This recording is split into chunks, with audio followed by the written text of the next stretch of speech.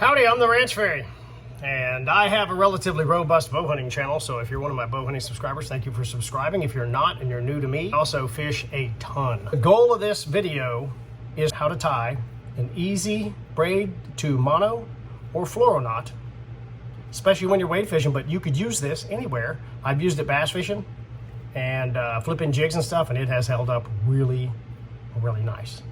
Stay tuned.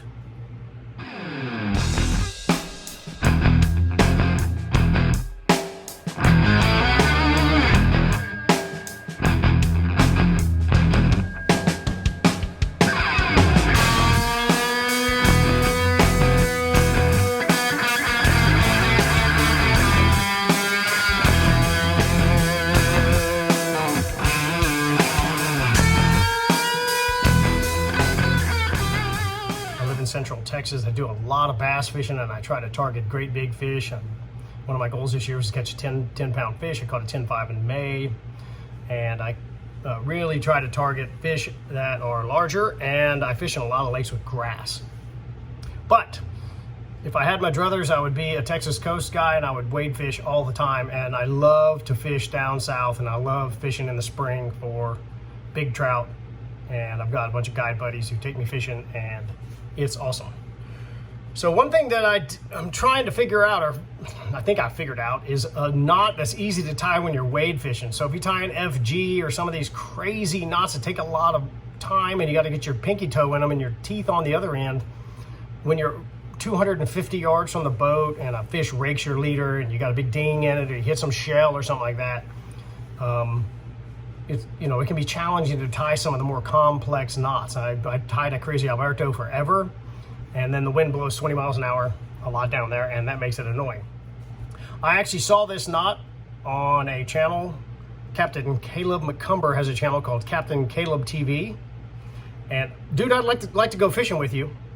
And he had a 3-wrap overhand braid to mono, braid to fluoro knot, and I said, that's brilliant. So I fished it, and I had a couple of weird things happen to me on big hard charging fish like snook and some of the other stuff. I did not have any trouble with trout, but I did not catch a giant trout either, and I want to catch a 10 or a 10 plus one of these days. I'm going to keep grinding at that. I'm a curious dude, and I want people to improve. So I came back to the house and I tied 30-pound mono to 30-pound braid, and I sat with a push-pull meter, which I own, for like a couple of hours. My wife thought I was crazy, but she's used to it after 30 years. And I kept testing different knots, and it wasn't getting the knot strength that you hear preached on a lot of the channels out there. And I kept testing this overhand knot that I'm going to show. I tested 3 wraps, and it tested high. It was inconsistent. So sometimes it would test really high, like 90%, and other times it would break at 60. And I don't know why. I tested 5 wraps, and then when I started testing 7-wrap knot, the amount of variability compressed significantly, meaning it consistently scored high, around 95% knot strength. And what was interesting was I broke the braid more than I broke the mono. I don't know why that is. I will gladly tell you I don't know why. All I know is this: when I tied 3 wraps, it was a wider disparity of break strength. When I went to 5, it compressed, and when I went to 7, it really compressed. Do I need a 90% knot when I have a drag and a soft fishing rod that does all the work for me? I do not. But I sure as hell don't want to go out there with a 50% knot, knowing it's a 50% knot, or has the potential to be, when a fish is 10 feet from me and he's 31 inches long, and I don't want to break him off. So the goal of this video is to show you how to tie this knot, 7 wraps, when you're wade fishing and you're 300 yards from the boat. Once again, you hit some shell, a redfish choked it, got in his crushers and smashed it real good. God forbid some ladyfish get on it. They tear the hell out of stuff. Or a trout rakes it or something. You check your leader, you feel a ding, you say, man, I need to retie. I really do. I need to tie a new leader in because you cut it down short and got like this long. We all do that. So that's your first thing. You cut the leader down, but you need to re-establish a new leader, and you're a long way from the boat, and an FG or one of the more complex knots is annoying. So what I'm going to show here is how to tie the knot and then I'm going to show you the brake strength with my push-pull meter. Stay tuned. I'm going to tie a 30-pound braid to 30-pound mono. I don't throw fluorocarbon. I just don't think it's worth there's no value in it to me. I've thrown both. In fact, in the springtime when I'm big trout fishing with some guide buddies of mine, I fish 15-pound leader because, quite frankly, redfish and trout aren't that hard on stuff. If I'm fishing for snook, which I did in the Everglades this year, we were running 50, but it's mostly because of a bite guard issue for snook because they're specifically, they damage leaders really bad.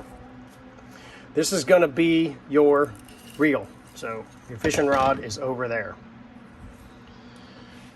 You're going to cut off your leader. I'm just going to arbitrarily cut it because I'm trying to work with a camera here. So this would become about a 2.5 foot leader when it's done. You want about a foot of braid to work with.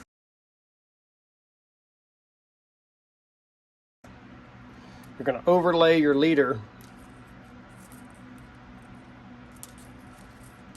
and work with got about this much hanging off both ends.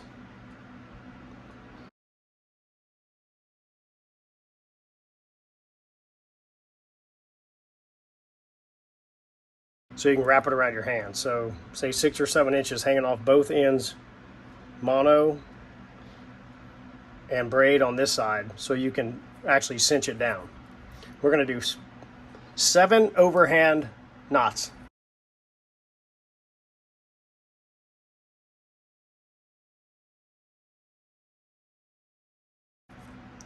I tested this on a push-pull meter, and I tested 3, 5, and 7 wraps. You pull the leader through every single time. It's 2, 3, 4. Pull the leader through every single time. 5, 6, and 7. Okay, now we left all this tag end out here so you can get a hold of it. So you're going to grab it and wind it up in your hands. Make sure it starts off nice and clean like that. Grab both ends, pull it pretty tight, and just let her sit down. See how nice that is? Nice wraps.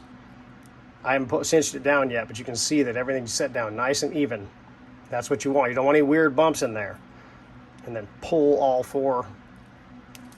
And you are almost done. You can see how nice and neat that is. Flies through the guides real nice. Now, one thing I do, I learned this tying jigs and stuff, fishing grass for bass. And some of the knots I tie, the mono ends up uphill.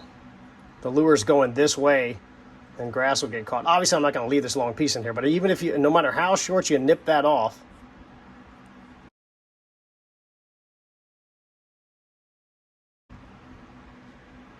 it's still got a little rough edge.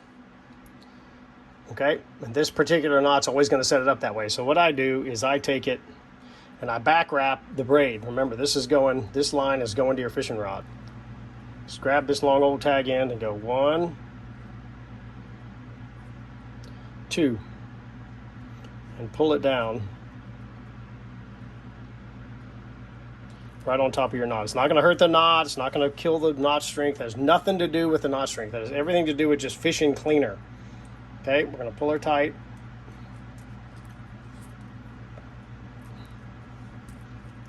And now, kind of seat it down. Now you have your mono fishing downhill. Remember, you're reeling that way, so now you got your mono going downhill. Not going to hurt the knot, not going to mess with anything. It just cleans up the knot. Okay? Nip that off really tight. You don't have to worry about slippage because you actually have a piece of extra mono in there in that knot. If it pops out or something and starts slipping, it has a little bit to drag on. Well, what I've done, and I only learned this from using this gizmo and pulling on knots one evening forever, I cut the braid side a little long. I mean, I'm talking, 1/4 inch or something. It doesn't matter. The lure's going this way. It braids real soft.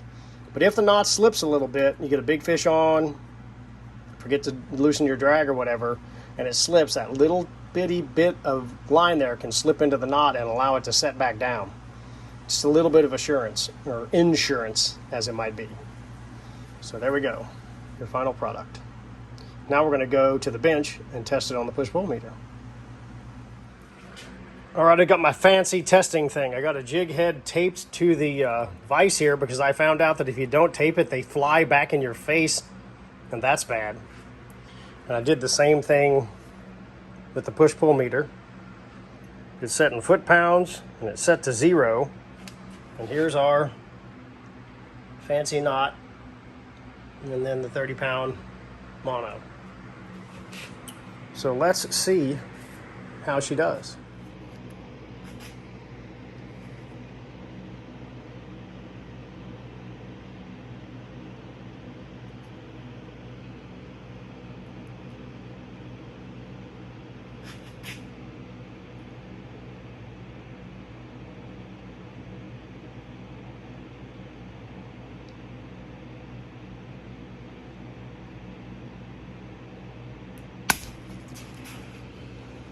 Okay, I'll take that on a straight pull.